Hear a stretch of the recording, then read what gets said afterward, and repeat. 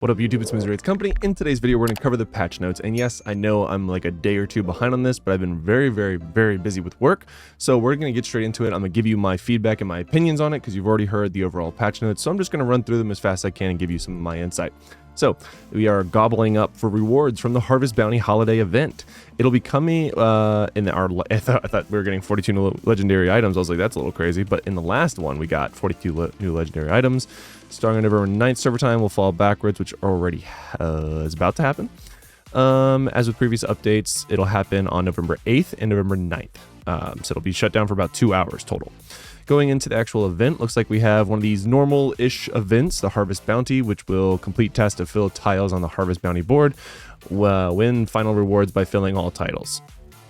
So it seems like it's pretty straightforward. You get some of those things, the pearls, the telluric pearls, and an legendary crest, which is pretty sick. You know, just easy stuff that gives you nice rewards, nothing crazy there. From November 17th at 3 a.m. to December 1st, you can enjoy excessive by completing daily tasks. Okay, that's basically what it's saying. Additionally, 6 Revealers bundles will be added to the shop. Celebration of the holiday. Head in game to the shop on November 17th to check them out. So in case you're curious, pay to win, low mid spenders are getting new shop items. Returning events, Trial of the Hordes, which is pretty impressive. It's coming back already. It looks like it's coming back November 10th through the 17th. Now let's keep that in mind. All clans on deck is coming back. Pretty straightforward. That's coming on November 11th until the 19th. Now on November 17th, which is the same day that Trials of the Horde ends, we're actually going to be getting Wild Brawl. So in my last patch notes video, I did mention how I think they're going to go towards a more consistent, you always have one of these PvP things active, and that seems to be what they're doing. So I was right. Hungering Moon is coming back on November 18th.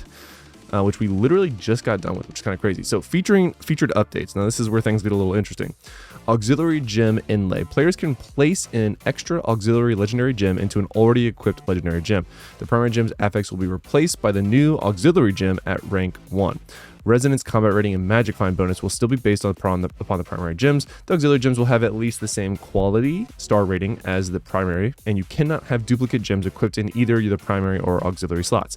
Basically, what it's saying is that you can keep your resonance, keep everything except for the, like, let's say you have a 10-star legendary gem. You can now, rank 5 legendary gem. You can now have the effect of another legendary 5-star legendary gem, but at rank 1.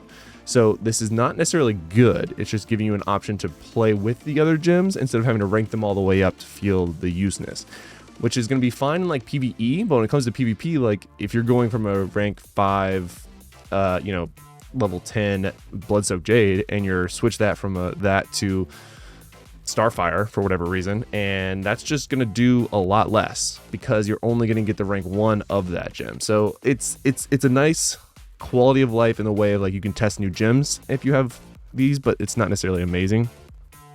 So there's that. Now, gem power transfer. This is the one that I thought was a little interesting. So gem power transfer, legendary gem features allows players to utilize the gem power of 5-star legendary gems that they have stopped using without losing them. The feature consists of 3 interactive parts: extraction, infusion, and transfer. Whoa. Only 5-star, any star rating, legendary gems of at least rank 2 can be extracted, infused, and transferred. Note these actions will not change the quality or rank of the gem involved. Extraction. This option removes the gem power from a legendary gem, rendering it dormant. Interesting. And depositing the gem power in your inventory. A dormant gem cannot be upgraded, nor can it be socketed into equipment. It can, however, be used as an auxiliary gem.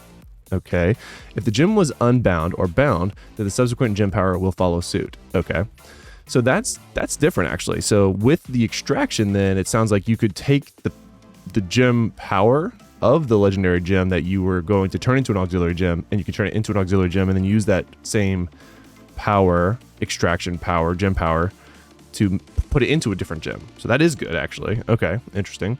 Infusion. This option transfers gem power into a dormant legendary gem to return it to its full functionality. So it's basically the opposite of extraction. Gem power and other legendary gems can be consumed to perform an infusion, and if the dormant gem being infused is unbound or bound, then any material used will also be unbound or bound to maintain the status. Note the legendary gems consumed for infusion are treated as when players use a legendary gem for gem power. Okay. So again, infusion basically feels like the opposite of extraction, which I guess makes sense. Now this is, okay, now that there's a third option, I'm going to be a little confused already. So transfer. Like infusion, transfer is about getting gem power back into a dormant legendary gem, returning to its full functionality. The notable difference is that initially a player must choose another eligible legendary gem that is 5-star, any 5-star, and at least rank 2 to supply gem power. The power supplying gem will be rendered dormant, and the previously dormant gem will be returned to full functionality. If the gem supply power in the transfer is not sufficient, the player will be prompted to make up the difference as they are infusing with other materials. Oh god, gem power and or other legendary gems. When using multiple materials in transfer, the original power supplying gem will still be rendered dormant, but the supporting materials follow the rules of infusion and will be fully consumed. The rules concerning unbound and bound status will still apply in a transfer. Good lord, could we have made that any more confusing? All right, developers notes.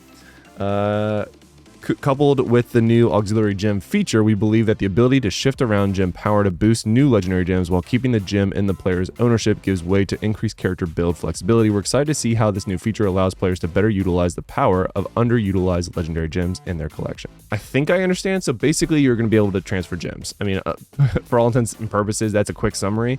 It sounds like between the auxiliary gem inlay and the gem power transfer, between extraction, infusion, and transfer, you will be able to move your existing gem power to another gem that you want, making the previous one dormant, and then you can then switch back if you want to. And then if there's ever not enough material in terms of gem power or powder, then you would need to make up that difference with more gem power or additional legendary gems. I guess it makes sense. Basically, it's going to allow you, if you have a, let's say, a seeping bile, rank 5, and you feel like, wow, like I just got this sleeping bile rank 5 to level 10 and it's basically trash, and I want a different legendary 5-star gem without wasting all of it, you can now transfer it to another one. Which also, it's going to impact the market a bit, because you could totally manipulate cheaper 5-star legendary gems to use those to get more expensive ones by extracting or infusing or transferring. So that's interesting. This was already active in China, so obviously they play tested this and it is working and it's accepted by the community there.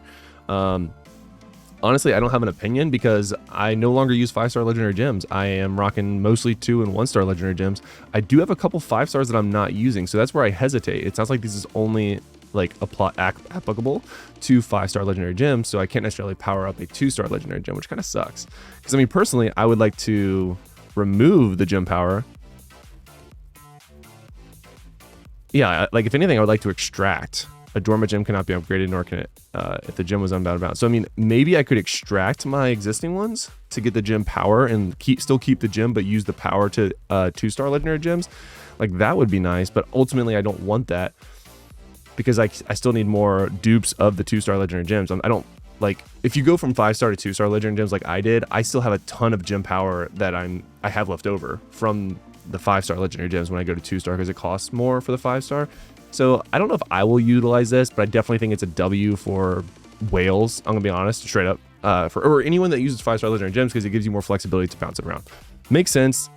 Very written in a way that's confusing. They're increasing the field of view. This is before, this is after. You get a couple inches. Ask any girl that inches matter. Leave it at that. You can now see the light pole that's over here. Moving on. Immortals and Shadows. If a player transitions from being an immortal to a shadow and wins Challenge of the Immortal with their newly joined clan, they will be unable to become an immortal again since they were an immortal in the previous cycle. This is very, very, very important, and I feel like a lot of people are glancing over this. What this means is, let's say for me, so if I am if I am an immortal, let's say next week when we lose as an immortal, because we're going to do the immortal challenge or whatever, and we become a shadow, and then we win the immortal with a newly joined clan. So if I were to join a clan because I want to maintain my immortalness to just get the cloak faster, I won't be able to because I was just an immortal. So basically, once I'm an immortal right now, if we lose next week, or when we lose realistically, and I then become a shadow, if I join the immortal clan, I cannot be the immortal. I cannot be an immortal because I was just an immortal. So that's actually pretty insane. It's going to slow down the way of people getting the new cloak stuff faster because people are likely just going to be bouncing between clans to do it faster. So like in my situation, we have a 4-clan coalition. So one clan's always sitting. We were rotating them in like lower, like removing people that were like dormant or not active anymore from the other 3 clans to make room for the 4th one to join the other 3. But now you can't do that. Ugh, I mean, it makes sense, right? So basically it's going to prevent the whales from getting all the cloaks first and having to have, you know, other people be the immortal. It's a good change. I think it makes sense, but that kind of sucks for me. I'm not going to lie. Oh, shoot. They're changing class balances. I didn't know they were doing this. Oh, no. Oh, gosh. Do we cover this in another video? We're already at 10 minutes. Yeah, okay, I'm going to cut this video short, guys. I didn't realize they were already doing this, so I'm going to just cut this video in 2. We're going to go and end it here. Again, don't sleep on this Immortal and Shadow change, guys, because this is a big deal. It's going to definitely prevent people from, I guess, for lack of a better phrase, take advantage of being the Immortal all the time. So let me know what you think about the patch notes so far. And again, if you want to see my opinion on the class balance changes and the buffs and nerfs, make sure you subscribe to the channel because I'll be bringing that out, well, tomorrow. So let's get straight to it.